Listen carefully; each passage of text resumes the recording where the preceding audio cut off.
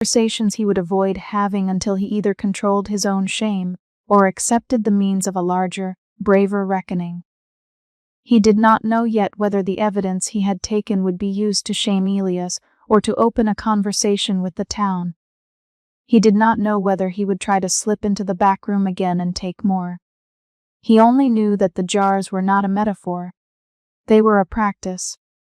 He only knew that the truth about what he had been doing, softening some edges for the sake of living, sat now inside another man's neat rose, and that the stitch was not simply a matter of moral geometry. To undo it would require people to feel what they had hidden.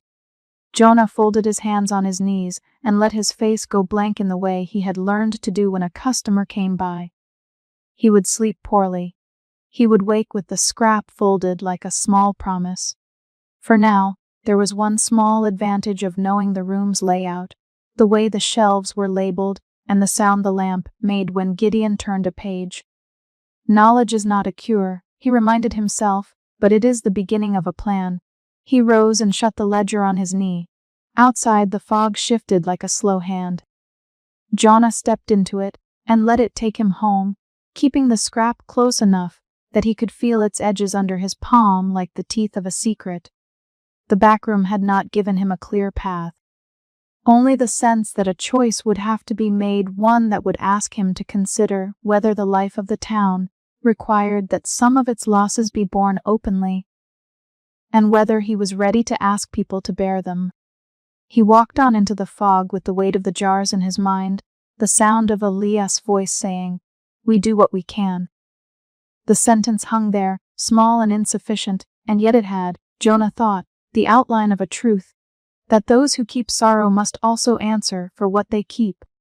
Near his doorway he paused and looked back toward the direction of the shop. The lamps there were steady as a small congregation. He could not go back now, not with anything better than the scrap in his sleeve. But he had seen enough to know the shape of the room and the scale of the practice. He had photographed it in the slow, careful way his attention did. If a thing was looked at long enough, it took shape in the mind as surely as it did on paper. The night folded him in. He had a scrap of paper, a memory of glass shelves, and the feeling that he had crossed some line. He had not yet decided what to do with the line now that he had reached it. He only knew it would not be enough to close his door and pretend not to have seen the jars. The town's quiet would soon demand a reply, and he would have to find a way to make his own ledger speak aloud. He turned the key and stepped inside. The lamp by his table sputtered, and the ledger lay open. He set the scrap upon it like the smallest of bones, and for the first time, since that winter when he learned how to loosen shadows from feet, he felt the particular cold of a responsibility that could not be solved with a trade. Outside, the quay moved on in its slow commerce. Inside, in the lamplight, the rows of jars he had seen stood between him and the people he had tried to help. He wished, for a single long moment, he had a simpler task. The scrap was still warm in his hand. He closed his eyes and imagined the backroom's shelves, the careful gestures of Elias' hands. The thought of those hands cataloging the small things that once tethered people to themselves left him with a new, urgent question. How does one put a life back together when a part of its shape has been put in a jar?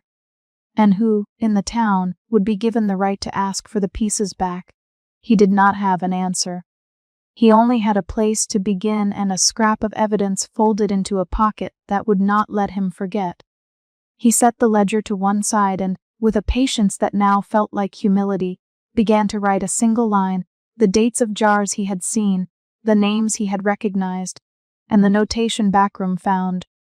When he reached the end of the line, he stopped, and the room seemed to listen. Somewhere nearby, someone laughed softly in the fog. Jonah wiped his hand on his trousers and felt the raw place where small, private economies meet the public street. He would have to speak. He would have to choose. He put the pen down and let the lamplight fall across the page like a small, honest shadow. Outside the window, the quay breathed. Jonah closed his notebook and, as if to steady himself, walked to the sill. He leaned on it and watched the fog move past like the slow turning of a page. He did not yet know how to read what he had seen into action. He only knew that he could not unsee it. At the far edge of his vision, across the courtyard where a single lamp flared, a man moved with slow, purposeful steps toward Elias' shop. Jonah's mouth went dry. He did not know who the man was. He only knew that the night had not finished laying out its plans. He closed the window and took the scrap from under the ledger, smoothing its creases with his thumb, as if he might press meaning flat and neat. The room felt colder than it had a moment before. He placed the scrap back into his pocket and, with the small, stubborn steadiness that had kept him alive in other nights, he prepared for the next step. The back room had been a revelation and an indictment alike. He had the evidence and a new, bitter knowledge of what tidying sorrow could do. He had also, unexpectedly and painfully, a sense that the very act of keeping mattered, who kept, how they kept, and what they called mercy. He put out the lamp and let the darkness settle over the inked pages. The night outside was a soft thing, but it would not comfort him now. He lay down and tried to make the fog and the jars and the small scrap of paper fit into a story he could tell himself and possibly tell others.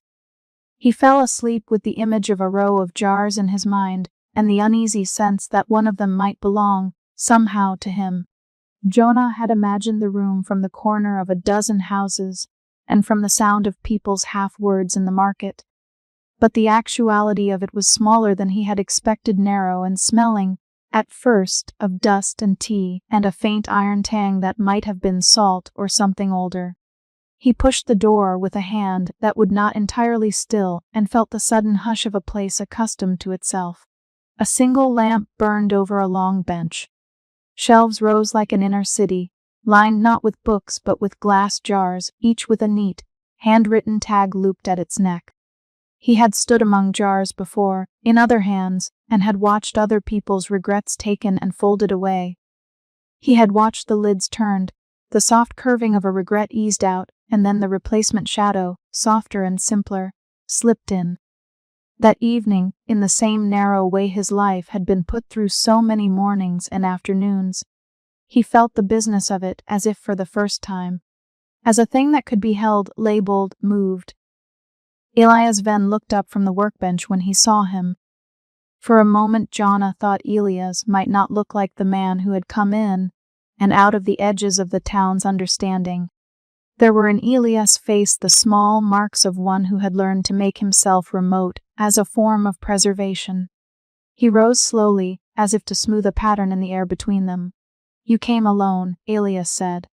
His voice had no accusation in it, and thus functioned as its own kind of pressure. Jonah noted the carefulness of the phrasing. "I came when I could," he said.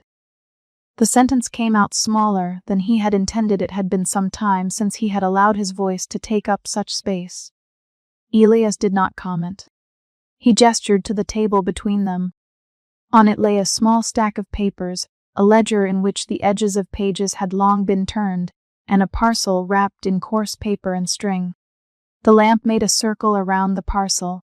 Beyond it the jars looked like black fruit, still and swelling in their glass. For a minute the two of them simply looked at the same things. Jonah felt his skin in the dampness. The lamp seemed to warm his fingers. He became aware of a small, persistent ache at his chest, an ache shaped like the absence of a familiar weight. "You know why I'm here, Jonah," Elias said finally, as if he were reciting something to himself. "We have taken to doing the work. We keep what might otherwise be lost. We make sure forgetting isn't the only option. People pay us, they consent, or they seek our help, and it proceeds careful, measured. We shelter memory. We catalog it so the town has a place to put what it would otherwise toss into the tide. Is there a better way? I don't know. But there is an order to it that prevents what? Disintegration. We have examples. Men who might otherwise drown in memory can walk the quay again. Order keeps them fed." He said the last phrase with a kind of flatness that was almost kindly. Jonah had heard phrases like this before, the language of protection that disguised a desire for dominion. He thought of Mara's hands rough with rope, of old Tilda's small shop and the one thing she refused to trade years ago.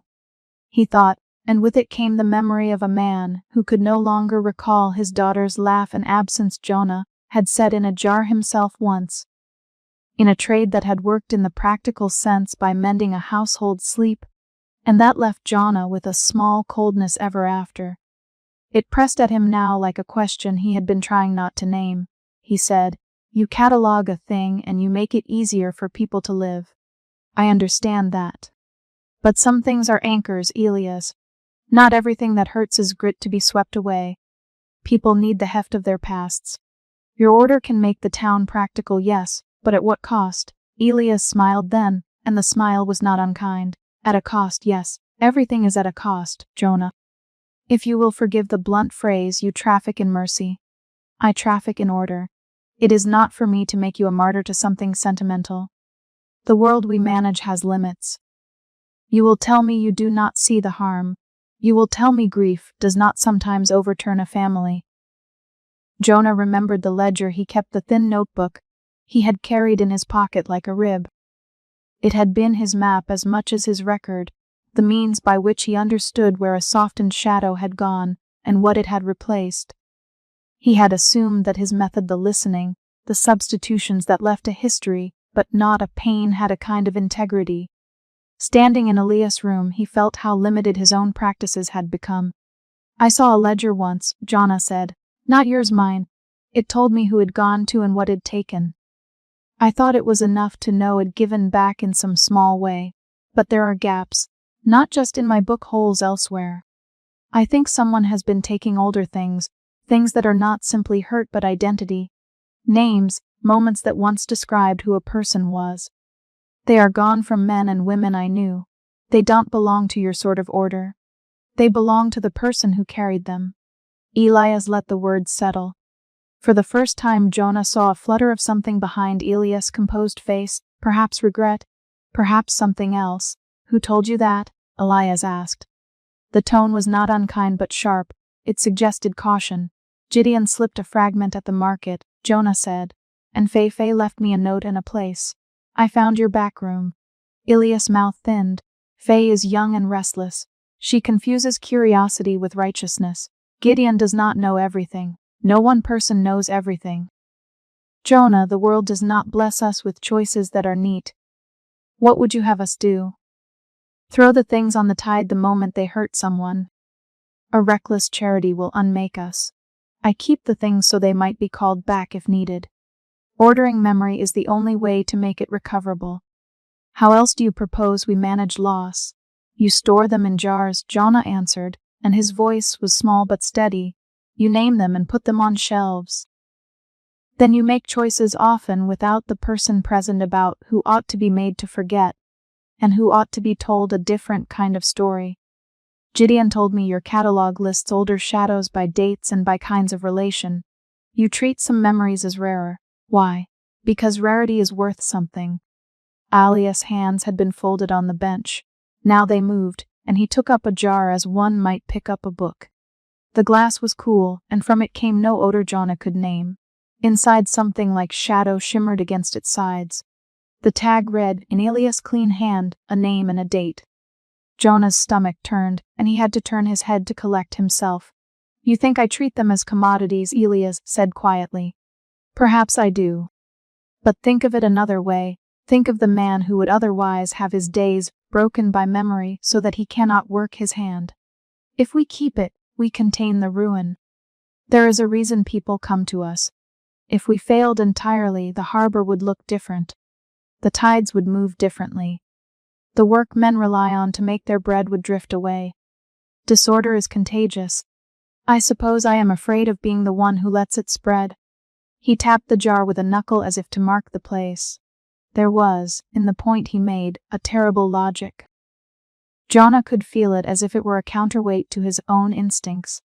He thought of Captain Liz, of the way the captain's crew had faltered, when memory made them inattentive. He thought of the man whose forgetfulness had endangered a cargo run, of the household that had found sleep. Elias' words were not all villainous. They were, in part, the reason the town remained functional. And yet the ledger Jonah held in his pocket was a ledger of promises as much as of trades. It told of consent given and, more often, consent not fully understood. Old Tilda's voice came back to him, little admonishments about the duty of the one who keeps another's burden. Jonah had been taught to think of himself as a small keeper whose practice must be careful. He had not thought it possible that there would be a rival keeper who would enlarge the practice until it was no longer recognizable. Elias set the jar gently down. He looked at Jonah in a way that suggested the kind of negotiation he reserved for the most delicate matters. "There is a way," he said. "I could return to you what you lost. I could make a trade. There is a jar here someone's regret the town has deemed less integral, a sorrow of lesser consequence. Take it, and we will do the exchange. Your shadow for that one's. You will be whole again. You will have what you want." Jonah stared. The offer was guileless in its formality and monstrous in its implication. A shadow that was less integral to one person was still a thing that in someone's life might hold a seam between before and after. To hold another's sorrow as the price of one's wholeness, it felt to Jonah like a betrayal of the principle that had brought him to his work to begin with. "So I might take someone else's heartbreak," Jonah said, "and then I am myself again, and they are lighter because I keep it for them. Is that what you mean?" "Yes, that is what I mean," Elias replied. "It is practical, and you could make your life whole. You have no idea how often men abandon their trades because of absence. We could help you get back to work. Or you could make a public choice and upset the arrangements. There are consequences either way." He looked at Jonah as one might look at a map of possible weather, prediction without malice. Jonah felt the ledger in his pocket, the weight of page and ink. In his mind's eye he saw Mara's face, as she had been the day she had come to the bridge practical, with a rope in her hands and a clear sense that pain had a rightful place.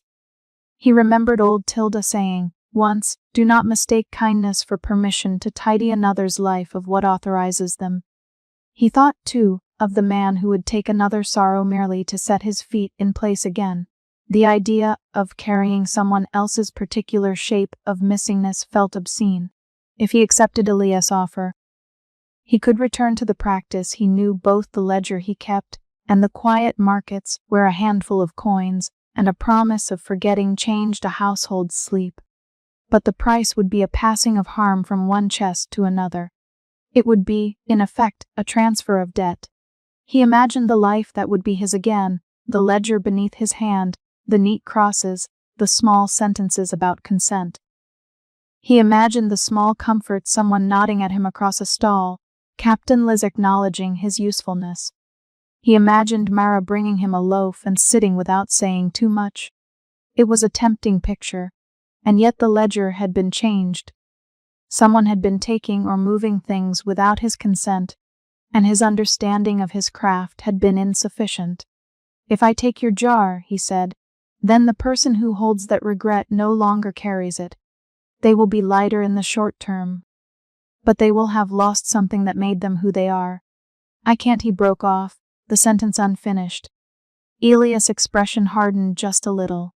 "Then perhaps you will choose to make a spectacle of me. Perhaps you will rouse the town and demand answers. You could tell old Tilda. You could go to the harbor council. You could throw our shelves into the quay. You might even ruin me. You might not. What do you think would happen if you did? Do you think the town would welcome all the returned sorrow?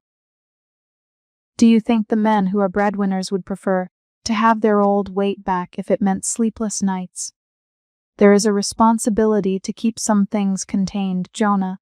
You offend me when you speak of them as theft without seeing the consequences." His fingers brushed the ledger as if to prove he was anchored in fact. Jonah felt tired in a way that had nothing to do with the physical exertion of the day. The fatigue was moral and intimate. It wore like a brine on the inside of his ribs. He had imagined a simple restitution, a mistake made, corrected. Life was not offering such neatness. He was being asked to choose not only for himself but also for others. He looked at Elias, at the man who had collected people's rest in neat containers. He thought of Gideon, who had slipped fragments out of nervousness, of Faye's note, and of the ledger in his pocket which, until now, had been his map and shield. "I won't take it," Jonna said. The words left him like a small tossed into a still pool. They made a sound that was louder than he had expected. Elias' jaw tightened. "You are saying you will condemn us." "I'm saying I won't make someone else suffer so that I can feel whole again," Jonah replied. "If you have been ordering memory for the town's good, then be answerable for it. If you have been taking things because they are rare and therefore valuable to you, then be ready for the town to see that. There are ways to preserve memory without making people into markets. There are ways to return what was taken. I will not trade another's pain for my own." His voice had the brittle steadiness of someone who had decided on an action and felt the edges of it scrape his hands. Elias' expression shifted. For the first time, Jonah saw something like true weariness, maybe even sorrow. He looked away and then back, as if reading a line he had not been prepared to meet. "You are young," Elias said at last. "You think the world can be remade from a single refusal. I admire you, Jonah Mar. I cannot say I respect your navet.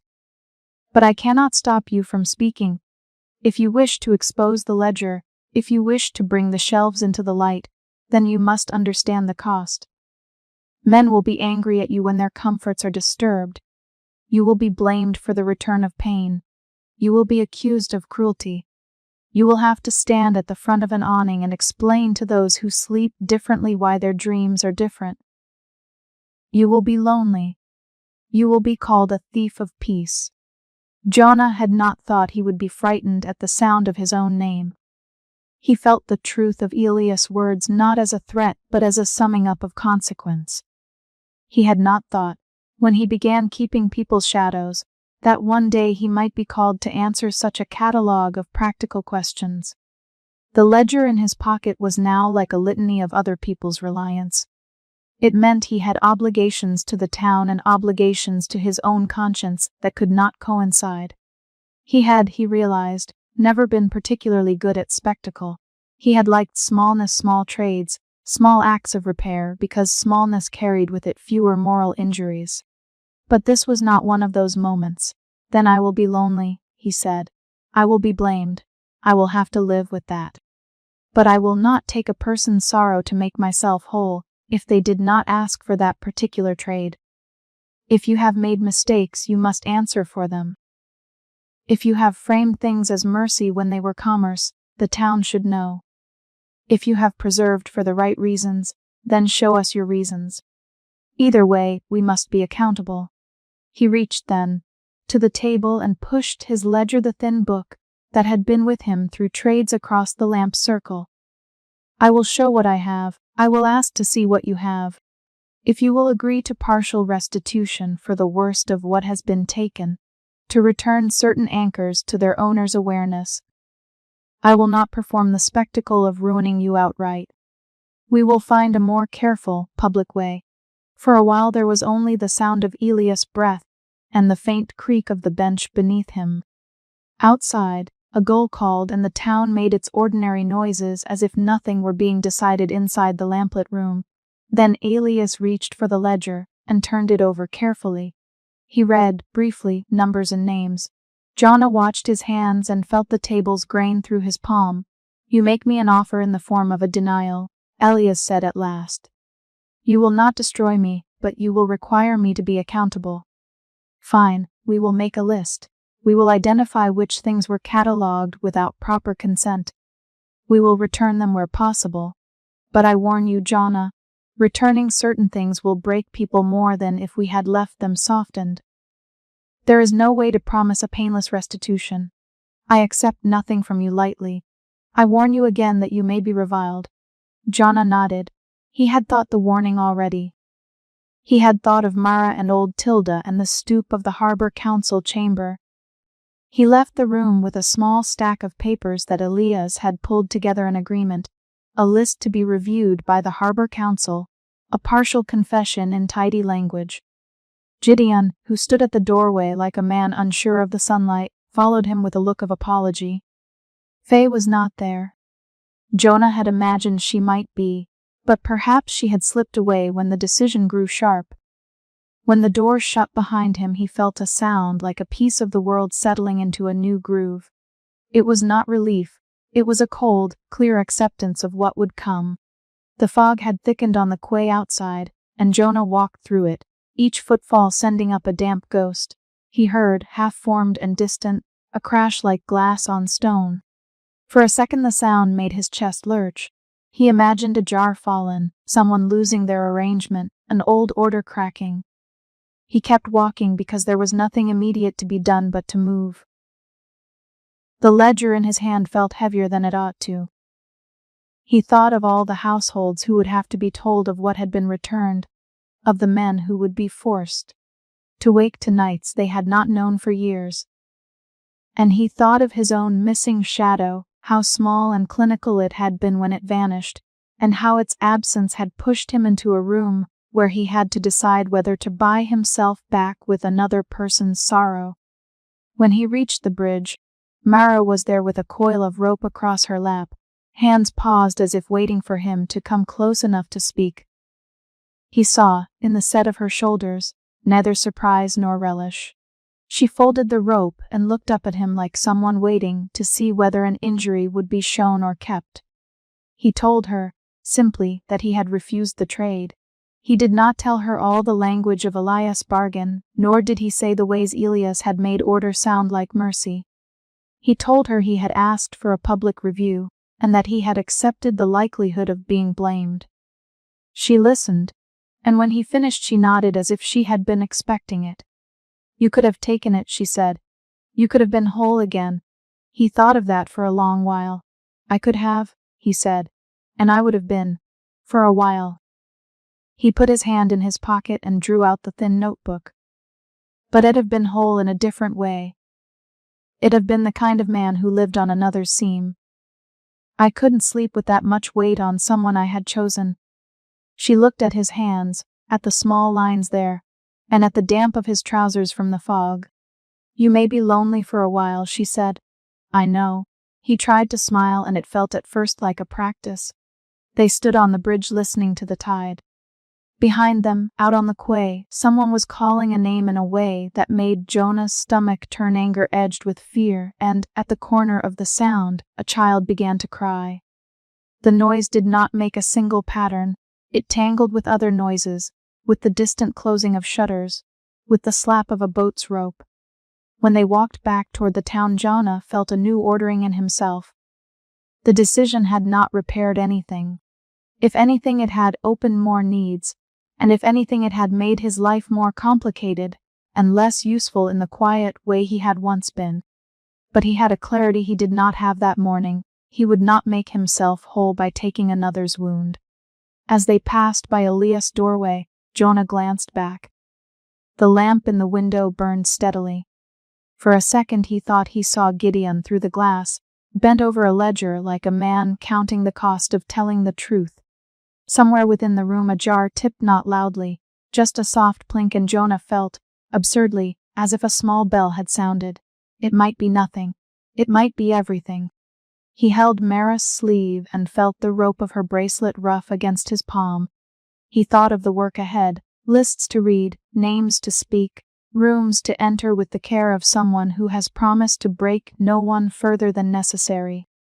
He thought, suddenly and without adornment, of the fact that he would now be required to tell other people's truths in public, that he would have to feel their shame and anger and gratitude and confusion all at once, and that the ledger he carried would be a map for other people to read.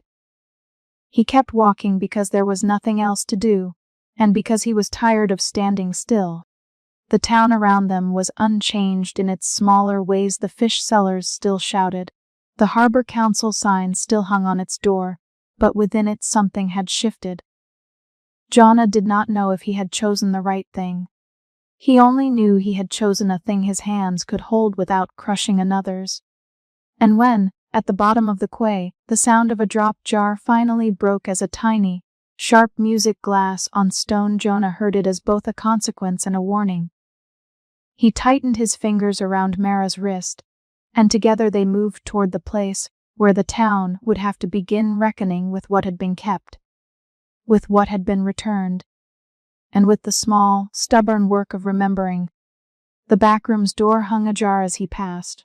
For a moment he thought to look back, to see the jars on their shelves,